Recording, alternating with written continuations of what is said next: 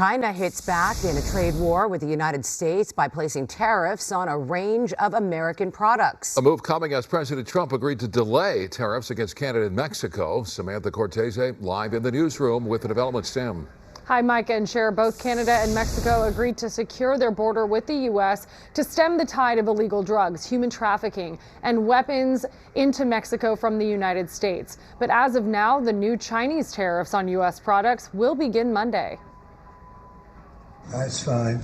It's fine. President Trump reacting to China's counter tariffs on American goods. At midnight, the U.S. implemented a 10% tariff on Chinese goods, and China hit back, imposing a 10% tariff on oil and agriculture machinery, a 15% tariff on coal and LNG, liquefied natural gas.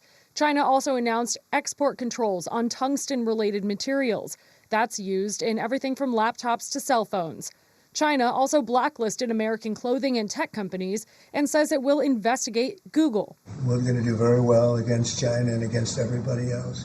From tariffs to Tehran, President Trump directed the Treasury to apply maximum pressure and enforce sanctions on Iran, including an effort to drive Tehran's oil exports down to zero, an effort to prevent the country from obtaining a nuclear weapon.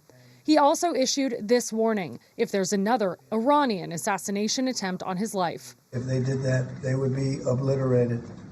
That'd be the end. I've left instructions. If they do it, they get obliterated.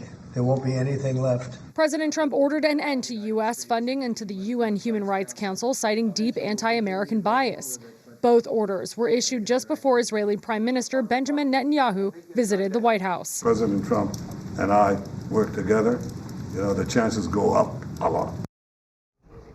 And amid major geopolitical news, California's infamous boondoggle, President Trump said he will investigate the high-speed rail project between Los Angeles and San Francisco, which is now 5 years beyond its target date for completion and at least $100 billion over budget. In the newsroom, Samantha Cortese, back to you. Sam, thank you. More